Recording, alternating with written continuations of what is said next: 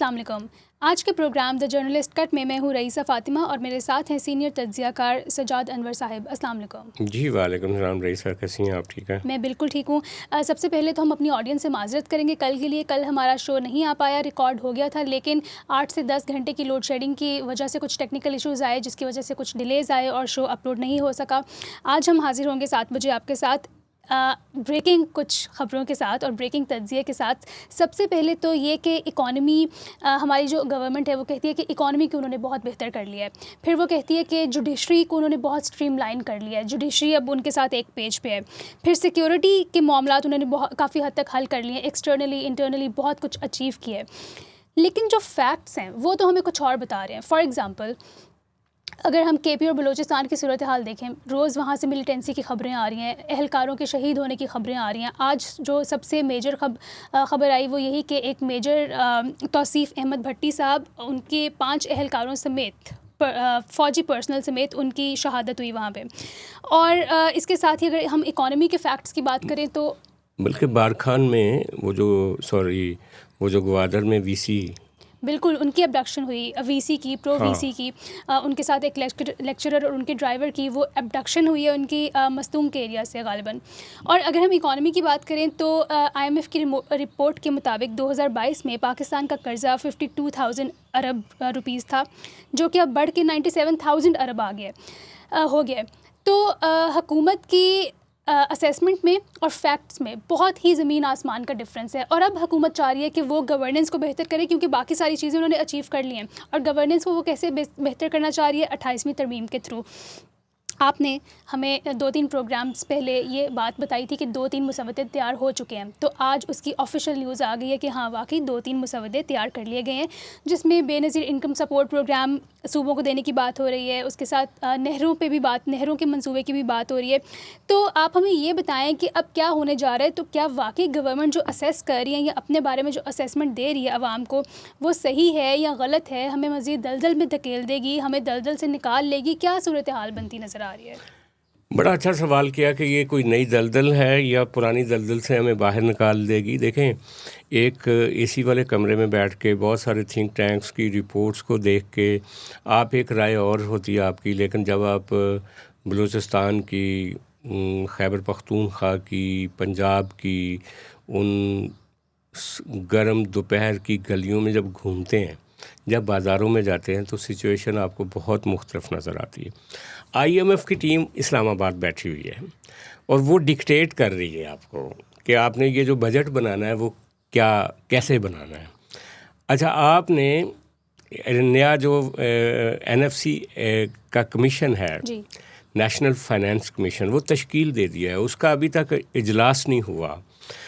آپ کہہ رہے ہیں کہ آپ نے 8 جون سے پہلے ایک آئینی ترمیم منظور کروانی ہے، جس کے ذریعے آپ نے گورننس سسٹم پاکستان کا جو ہے اس کو ٹھیک کرنا ہے. آپ کا خیال ہے کہ آپ نے اکانومی ٹھیک کر لی، کیونکہ آپ سمجھتے ہیں کہ عمران خان صاحب کے جانے کے بعد ملک جو تھا وہ ڈیفالٹ کرنے والا تھا، آپ نے اس کو سٹیبلائز کر دیا. اب سٹیبلائزیشن کس قیمت پہ ہوئی وہ ابھی آپ نے بتا دیا کہ جو 53,000 ارب کا لون تھا غیر ملکی جو ہم نے پے کرنا تھا، وہ اب 97,000 ارب ہو چکا ہے. یہ ایک قیمت ہے اس کی. اور آئی ایم ایف کی جو ٹیم بیٹھی ہوئی اسلام آباد میں، وہ کہہ رہی ہے کہ اگلے 2-3 سال بھی پاکستانی عوام کوئی ریلیف ایکسپیکٹ نہ کریں. بجلی ہو گئی، پیٹرول ہو گیا، گیس ہو گیا، اور باقی جو یوٹیلیٹی کی چیزیں ان کے اوپر سبسڈی کے لیے انہوں نے صاف منع کر دیا ہے. اور قیمتوں میں مزید اضافہ ہوگا. اور پیٹرول کی قیمتیں تو 500 سے اوپر. ایک نئی سمری پرائم منسٹر کے پاس گئی ہوئی ہے جو کہ ابھی انہوں نے اپروو نہیں کی، لیکن کسی موقع پہ اگر یہ جنگ کسی سائڈ پہ نہیں جاتی تو وہ بھی یہ پیٹرول آپ کا 500 کراس کر سکتا ہے. تو یہ سٹیبلائزیشن ہے آپ کی پہلا مرحلہ، جس کو کہتے ہیں کہ ہم نے سٹیبلائز کر دیا. دوسرا مرحلہ وہ کہتے ہیں کہ ہم نے جوڈیشل سسٹم کو سٹریم لائن کر دیا، کہ وہ جوڈیشل سسٹم جس میں ایک تھوڑا بہت سانس تھا، اپوزیشن کو بھی کوئی سپورٹ مل جاتی تھی، کوئی جج ان کے لیے بولتا تھا، وہ اب ختم ہوتا جا رہا ہے. تو یہ سٹریم لائن ہو گیا. یعنی ایک آپ نے جوڈیشل سسٹم کو اس طرح سے کر دیا ہے تارپیڈو کہ وہاں سے اپوزیشن کو یا وہ ان لوگوں کو جن کو ریاست دبانا چاہتی ہے ان کو جو اس انصاف ملنے کی توقع تھی وہ بھی ختم ہو گئی. یہ آپ نے اسٹریم لائن کر دیا. معیشت آپ نے مزید مہنگائی بڑھا کے ٹھیک کر دی.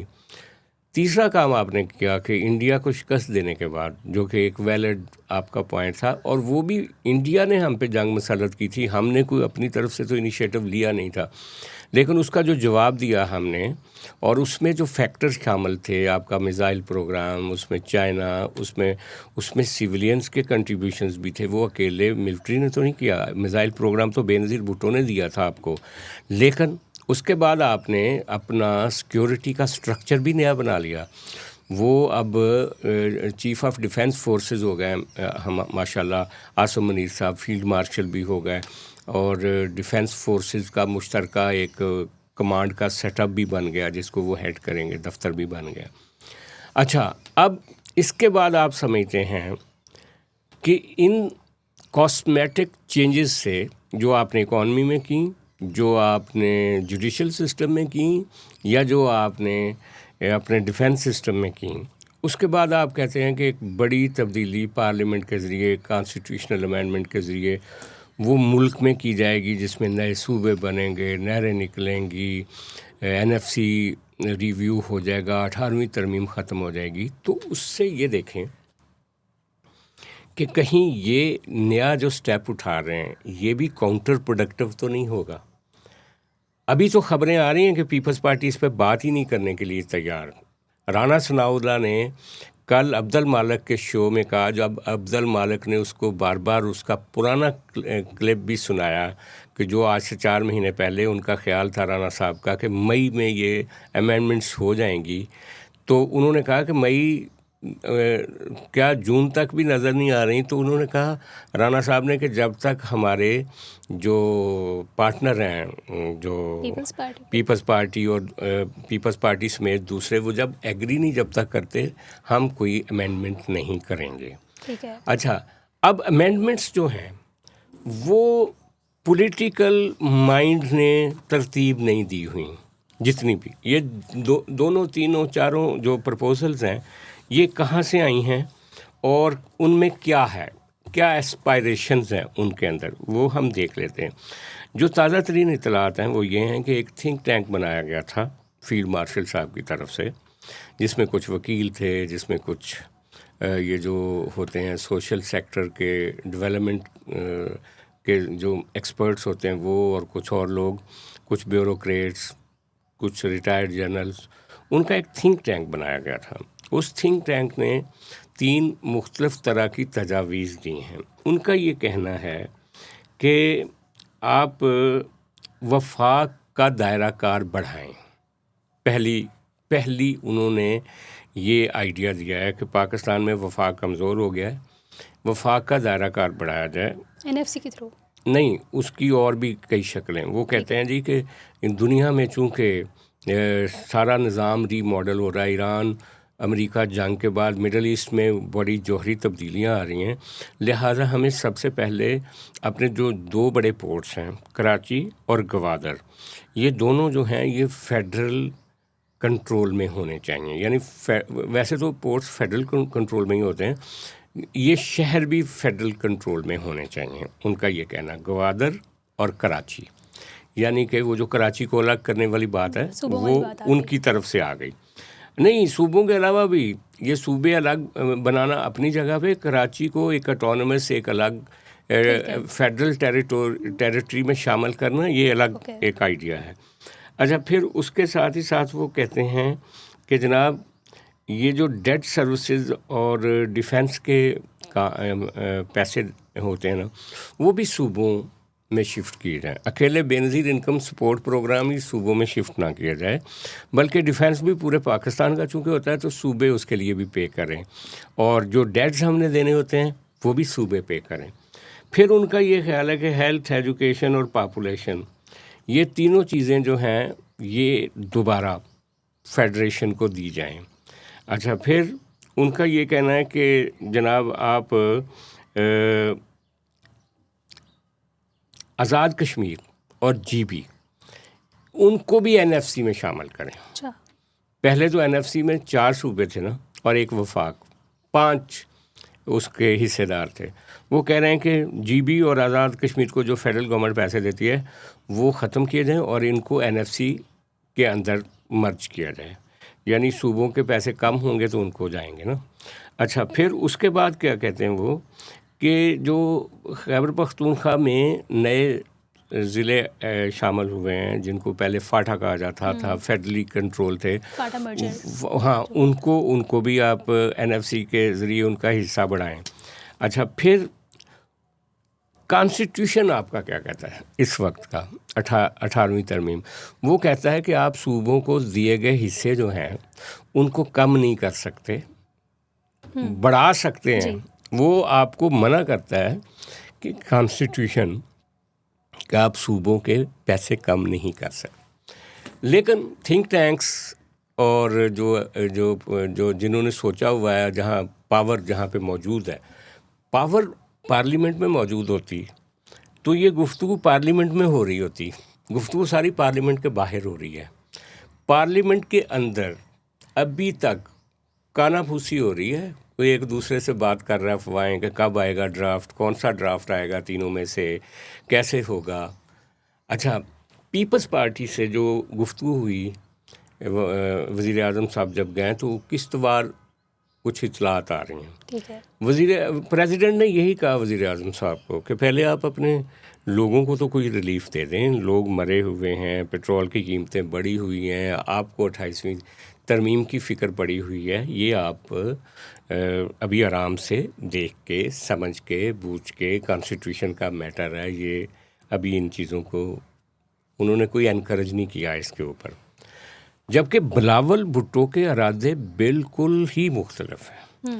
وہ تو اپنے والد صاحب سے کہہ رہے ہیں کہ ان کے ساتھ انگیج رہنے کی بجائے مسلم لیگ نون کے ساتھ یا اس موجودہ جو ڈسپینسیشن ہے ان کی بجائے ہمیں اپوزیشن کے ساتھ کھڑے ہونے کی ضرورت ہے.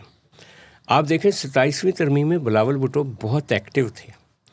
جب 27ویں ترمیم کا مسودہ پیپلز پارٹی کو دیا گیا تھا اس کے بعد انہوں نے اتفاق رائے پیدا کرنے کے نام پہ مولانا فضل الرحمان کو اپنے ساتھ ایڈ کر لیا تھا، اور مولانا فضل الرحمان کے ساتھ مل کے اس ترمیم کو کافی حد تک ڈائلیوٹ کر لیا تھا، جس کا مولانا صاحب نے کئی دفعہ کہا بھی ہے کہ ترمیم اوریجنلی کچھ اور تھی، جبکہ پاس ہوتے ہوتے اس کو کافی حد تک انہوں نے اس کو نرم کر کے پاس کروایا تھا.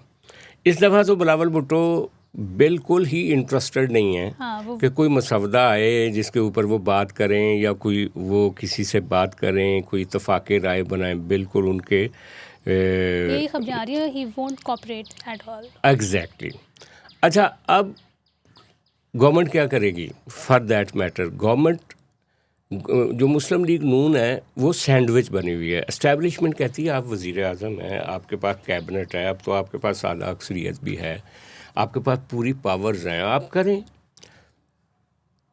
پیپلز پارٹی ان کو کہتی ہے کہ دیکھیں ہم نے آپ کو سپورٹ کیا ہوا ہے، ہم نے آپ کو وزیر اعظم 2 دفعہ بنوایا PDM گورنمنٹ میں بھی، ابھی بھی آپ ہمارے پہ کیوں پریشر ڈال رہے ہو کہ اسٹیبلشمنٹ کا سارا جو بوجھ ہوتا ہے آپ درمیان میں شاک ایبزاربر بنیں اور ان کو بتائیں اسٹیبلشمنٹ کو کہ یہ ممکن نہیں ہے ان چیزوں کو. آپ ان سے آرگو کیوں کر رہے ہیں؟ آپ جو پریشر آپ پہ آ رہا ہے وہ سارا ہم پہ شفٹ کر رہے ہیں. اچھا، یہ تو چل رہی ہے ایوان میں یا ایوان کے باہر جو گفتگو ہو رہی. دوسری طرف آپ کا میڈیا کیا کر رہا ہے؟ میڈیا یہ کر رہا ہے کہ زرداری صاحب کو آج نکال دیا جائے گا، کل نکال دیا جائے گا، ان کی چھٹی، یہ وہ فلاں.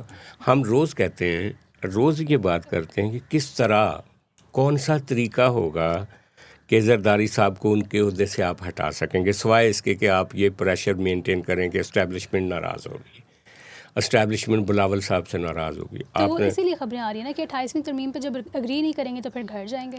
کیسے؟ وہ تو حل نکل ہی آتے ہوتے ہیں بعد میں کہ نہیں. دیکھیں، حل تو صرف سیاسی ہوتا ہے. اگر دوسرا حل نکالنا ہے آپ نے کوئی تو وہ مارشل لا لگانا پڑے گا آپ کو. جی، تو اس کی ہیں خبریں، بالکل ہیں.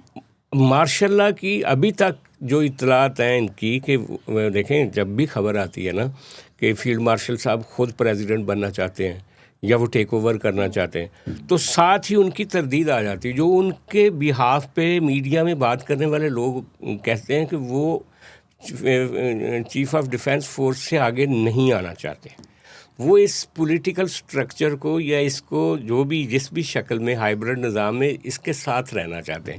اگر اس کے ساتھ رہنا چاہتے ہیں، اگر آپ کوئی ایکسٹرا کانسٹیٹیوشنل کام نہیں کرنا چاہتے، تو آپ کیسے پریزیڈنٹ صاحب کو گھر بھیج سکتے ہیں اگر وہ کوآپریٹ نہیں کرتے آپ کے ساتھ؟ آپ تو الوی صاحب کو نہیں نکال سکے تھے. آپ یاد کریں، سوال ہی پیدا نہیں ہوتا. دو ہی طریقے ہیں، یا ان کو امپیچ کیا جائے گا، امپیچ کے لیے ان کے پاس نمبر نہیں ہے. دوسرا طریقہ ہے کہ وہ خود استعفیٰ دیں. استعفیٰ خود زرداری صاحب سے لیں گے، یہ پاسبل ہی نہیں ہے. اچھا، تیسری چیز ہے کہ آپ کراچی میں، سندھ میں ان کو کمزور کریں. کمزور کرنے کا طریقہ یہی ہے کہ وہاں پہ جیسے پیر پگاڑا کے بیٹے ایکٹیو ہوئے ہیں، ان کی پارٹی میں لوگوں کو شامل، تو وہ تو پروجیکٹ اگلے الیکشن کا ہے نا. اگلے الیکشن سے پہلے سندھ میں کیا کر سکیں گے؟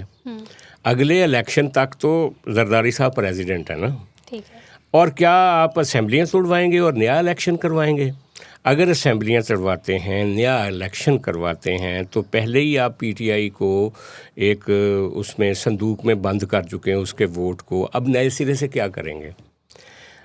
تو یہ سیاسی انجینئرنگ جو ہوتی ہے نا، یہ اس کو آپ، میں نے پہلے کہا کہ کمرے میں بیٹھ کے، اے سی میں بیٹھ کے آپ بہت کچھ سوچ سکتے ہیں. جب پریکٹیکلٹیز کی بات آتی ہے تو ضیاء الحق جیسا آدمی جس نے سوچا تھا کہ جو اسپیکر ہے وہ بنے گا حامد ناصر چٹھا، اور اس پارلیمنٹ میں جو کہ بڑی کنٹرولڈ پارلیمنٹ تھی جس میں پولیٹیکل پارٹیاں نہیں تھیں، انہوں نے مینج کر کے فخر امام کو اسپیکر بنوا لیا تھا. تو جب بات پارلیمنٹ میں آتی ہے تو پارلیمنٹ کا اپنے ایک ڈائنامکس ہوتے ہیں، سیاست کی ایک اپنی حرکیات ہوتی ہیں، اور مسلم لیگ نون کو اس کا پتہ ہے. مسلم لیگ نون اسی لیے محتاط ہے بہت زیادہ. وہ کھل کے میڈیا کی طرح اٹیکنگ نہیں ہے اس وقت زرداری صاحب پر. اور ویسے بھی این ایف سی کا نقصان تو پنجاب میں بھی ہوگا نا، جیسا ہم نے پہلے کہا تھا. تو وہ تو خاموش ہے کہ ٹھیک ہے، اگر زرداری صاحب کی ٹیک میں ہم کھڑے ہیں اور یہ 18ویں ترمیم نہیں ہوتی تو ہمارا ہی فائدہ ہے. لیکن آپ درست کہہ رہی ہیں کہ اسٹیبلشمنٹ چین سے تو نہیں بیٹھے گی. اب یہ جو طرح طرح کی نئی چیزیں ہورائزن میں آ رہی ہیں، سر اس سے بات کرتے ہیں. ہاں، میڈیا کی آپ نے بات کی، میڈیا کس طرح کی خبریں دے رہا ہے، اور ساتھ ہی آپ نے یہ پوائنٹ بھی رکھا کہ کراچی میں اس وقت جو گورننس پہ، ان کی پیپلز پارٹی کی گورننس پہ بات ہو سکتی ہے. تو اگر ہم ان دونوں چیزوں کو کنیکٹ کریں تو ہمارے میڈیا کی اس وقت تمام کی تمام لائم لائٹ جو ہے وہ پنکی انمول اور ان کے معاملات پہ، ان کو کہاں سے اریسٹ کیا گیا، ان کو کہاں رکھا گیا. یہ ہم آپ سے بھی پوچھیں گے کہ 10 دن لاہور سے اریسٹ کر کے 10 دن ان کو کہاں رکھا گیا. پھر ان کے وہ کس طرح کی کوکین بناتی تھیں، وہ کس طرح للکار رہی ہیں پولیس کو، کیا باتیں کر رہی ہیں، ساری کی ساری لائم لائٹ. بڑے سے بڑا اینکر، بڑے سے بڑا چینل، پورے ویلاگس بنا رہے ہیں، پوری ریسرچ کر رہے ہیں over the years, past, present, future Pinky and مول کے بارے میں. ان کو کوکین کوئین کے نام سے پکارا جا رہا ہے. سب سے پہلے تو آپ یہ بتائیں کہ ایک تو ان کو کوئین کا لقب کیوں دیا جا رہا ہے؟ ہمارا میڈیا کیوں اتنا رسپانسبل ہو گیا ہے کہ ان کو کیوں نہیں پتہ کہ الفاظ کا چناؤ کیسے کرنا ہے، کہاں کرنا ہے، کیا ٹھیک ہے کیا نہیں ٹھیک ہے. دوسری بات یہ کہ ابھی ہم اس کی 28ویں ترمیم کی بات کر رہے تھے، تو اس میں اتنے بڑے خدشات لاحق ہیں کہ اگر وہ چیزیں فار ایگزامپل 18ویں ترمیم اگر ریپیل ہوتی ہے یا پھر NFC ایوارڈ کی ڈویژن ہوتی ہے تو کتنا آپ کا ملک پیچھے دھکیلا جائے گا، جو کہ آلریڈی بہت پیچھے ہے. تو کسی کو اس کی پرواہ نہیں ہے، کوئی اس پہ بات نہیں کر رہا، کوئی خدشات ظاہر نہیں کر رہا، اس پہ ڈیبیٹ نہیں ہو رہی. بنو میں بلاسٹ ہو رہا ہے، 15 اہلکار شہید ہو گئے. ہنگو میں آپریشن کے دوران 6 اہلکار شہید ہو گئے. وہ جو سکھڑ کی عورت تھی گلاں بہارو، جس نے پولیس کو للکار کے کہا کہ مجھے مار دیا جائے گا، اور اس کو مار دیا گیا، اس کو آپ کی پولیس پروٹیکٹ نہیں کر پائی. لیکن ایک ڈرگ کیس کی ملزمہ کو بالکل ایک سیلیبریٹی اسٹیٹس کی طرح اس کو لائم لائٹ دی جا رہی ہے. ایسا کیوں ہو رہا ہے؟ ہمارے میڈیا کو کیوں نہیں اندازہ کہ کس وقت کون سی بات امپورٹنٹ ہے، کون سی کرنی چاہیے. اور اس کے ساتھ ہی میں ڈرگس کلچر کی بھی بات کروں گی کہ وہ تو ہم جانتے ہیں کہ پورے ملک میں، یونیورسٹیز میں، شو بزنس میں، ہر فیلڈ میں ڈرگس کا کلچر بہت عام ہے پاکستان میں. تو ایلیجڈلی میں بلکہ یہ بھی کہوں گی کہ شیری رحمان کی بیٹی کی پچھلے دنوں وفات ہوئی، جو کہ بہت افسوسناک واقعہ تھا. اس کے ساتھ ہی جو پروونشل اسمبلی کے MP ہیں سندھ کے، اعجاز ڈھاکرانی، ان کے بیٹے کی وفات ہوئی، بہت ہی افسوسناک اور دکھ بھرا واقعہ تھا. تو ان کے بھی الیجڈلی یہی خبریں آئیں کہ ڈرگس کی وجہ سے یہ اموات ہوئی ہیں. تو وہ اتنے بڑے لوگ ہیں، وہ بھی اس چیز کو کنٹرول نہیں کر پا رہے. تو ٹھیک ہے، ایک طرح سے تو سندھ کی گورنمنٹ پہ بالکل صحیح کوشچن مارک ان کی گورننس پہ اٹھتے ہیں. تو آپ اس ساری صورتحال پہ کیا کہیں گے، اور میڈیا کی رسپانسبلٹی پہ کیا کہیں گے، اور اس انمول پنک کی جو بھی نام ہے ان کے کیس پہ آپ کیا کہیں گے؟ دیکھیں، یہ جو نوجوانوں میں نشے کی لت ہے، اور خاص طور پہ ان نوجوانوں میں جو اپر مڈل کلاس کے ہیں، جو ایلیٹ سے جن کا تعلق ہے، اپر کلاسز سے تعلق ہے، وہاں پہ تو یہ نشہ عام ہے. اچھا، اب یہ امریکہ سے لے کر تھرڈ ورلڈ تک ہر جگہ پہ یہ ڈرگس اور گنز کا بزنس جو ہے، یہ کسی حد تک ان کو پروٹیکٹ کیا جاتا ہے اپر کلاسز کی طرف سے، گورنمنٹس کی طرف سے، اسٹیٹس کی طرف سے، بلکہ انٹیلیجنس اداروں کا جو انٹرنیشنل نیٹ ورک ہے، جیسے CIA ہے، KGB ہے، وہ جو ایک پیرلل اکانومی بناتے ہیں، وہ ڈرگز اور گنز کی سمگلنگ کی بنیاد پہ بناتے ہیں. اچھا، اب یہ پنکی کا معاملہ تو بہت چھوٹا ہے اگر اس حساب سے دیکھا جائے تو. اب پنکی کو کس طرح سے پروجیکٹ کیا گیا، اس کی کیٹ واک دکھائے گی، کیسے فضول سے کپڑے اس نے پہنے ہوئے تھے، کس طریقے سے وہ گھوم رہی تھی، کیسی اس کے آپ نے وائس نوٹس جو میڈیا پہ چلائے، آپ نے کس طرح سے ایک تاثر دیا کہ وہ اس کو ایک VIP کا سٹیٹس حاصل ہے ہسپتال میں، وہاں پہ عدالت میں اور باقی جگہوں پہ. میں یہ ایک سوال پوچھتا ہوں کہ کیا سارا دن میڈیا کہتا رہا کہ وہ بغیر ہتھ کڑی کے کیوں تھی؟ کیا ان بیوقوف لوگوں کو جو یہ اسکرپٹ لکھ رہے تھے یا جو بول رہے تھے، ان کو پتہ نہیں ہے کہ قانونی طور پہ عورت جو بھی ہو اس کو ہتھ کڑی نہیں لگائی جاتی؟ پہلا سوال. دوسرا سوال میرا ریاست سے ہے اور حکومت سے ہے کہ جب آپ ایک بندہ آپ کے خلاف انوانٹیڈ گفتگو کرتا ہے، لائک الطاف حسین کوئی بات کرتا ہے ایک ایسی کہ آپ سمجھتے ہیں ایک لمٹ کراس ہو گئی، آپ اس کا نام بند کر دیتے ہو ان ٹیلی ویژن چینلز پہ، ایک ٹیلی فون کر کے کہ الطاف کا نام نہیں آئے گا. جب ایک بندہ جو ہے وہ آپ کی اسٹیبلشمنٹ کو للکارتا ہے تو آپ کہتے ہیں کہ اس کا نام بند کر دیں، اب بانی PTI نام آئے گا، عمران خان نہیں آئے گا. اس قدر کنٹرولڈ میڈیا اگر ہے تو کس نے اجازت دی کہ ایک ایک گھنٹے کی پوری آپ اس لڑکی کے اوپر، انمول یہ جو ہے پنکی، اس کے اوپر ٹرانسمیشن کریں اور اس کو لارجر دین لائف بنا کر دکھائیں؟ اور پھر اس کو 10 دن پہلے آپ نے لاہور سے اریسٹ کیا. پھر آپ نے اب جو تفتیش ہو رہی ہے اس کے مطابق لاہور میں اس کو گرفتار کرنے کی کوشش کی گئی. وہ ایک پولیس اہلکار کو رونتی ہوئی، وہ بڑی مشکل سے اس کی جان بچی، وہ گاڑی لے کر نکل گئی. پھر اس کے بھائی کے اوپر کوٹ لکھپت میں ایک مقدمہ بنا. 10 دن آپ نے IB نے اس کو 10 دن پہلے گرفتار کیا، کس جگہ پہ رکھا کہ سیف ہاؤس میں، اس سے کیا بات چیت ہوئی، اس کو کہاں پہ استعمال کرنے کے لیے پلان کیا گیا ہے. کوئی کہتا ہے PTI کے خلاف، کوئی کہتا ہے پیپلز پارٹی کے خلاف. تو بدقسمتی کی بات ہے. میسج کیا گیا ان 4 دن کی ٹرانسمیشن سے، جو پنکی انمول کی تصویریں، اس کی گفتگو، کہ ایک عورت پاکستان میں اس طرح سے بھی ہو سکتی ہے کہ وہ کوکین کے بزنس کی اور اس کی ٹریڈ کی ملکہ ہو.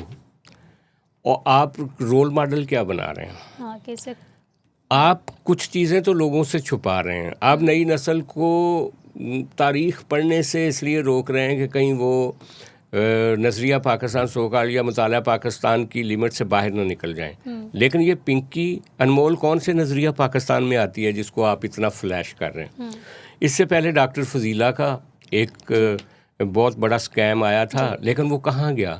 اس سے پہلے بھی اس طرح کے کیسز، ایک میڈم طاہرہ ہوتی تھیں اسلام آباد میں، مولانا سمیع الحق کے ساتھ کوئی اسکیم کے اندر ان کا ذکر آیا تھا. اس طرح کے کئی کیس جو ہیں، یہ پاکستان کا کون سا چہرہ ہوتا ہے جس کو وہ پورٹرے کر رہے ہوتے ہیں اور ہم کس کو دکھا رہے ہوتے ہیں؟ اور یہ ٹائمنگ کسی نے تو کہا تھا جب وہ کیٹ واک کرتی ہوئی آ رہی تھی نا، تو کسی نے کہا کہ یہ بیسیکلی انمول پنکی نہیں ہے، یہ 28ویں ترمیم آ رہی ہے. یعنی کہ اس کو پولیٹیکل ایرینا کے ساتھ ملایا جا رہا تھا. پہلا تو یہ سوال.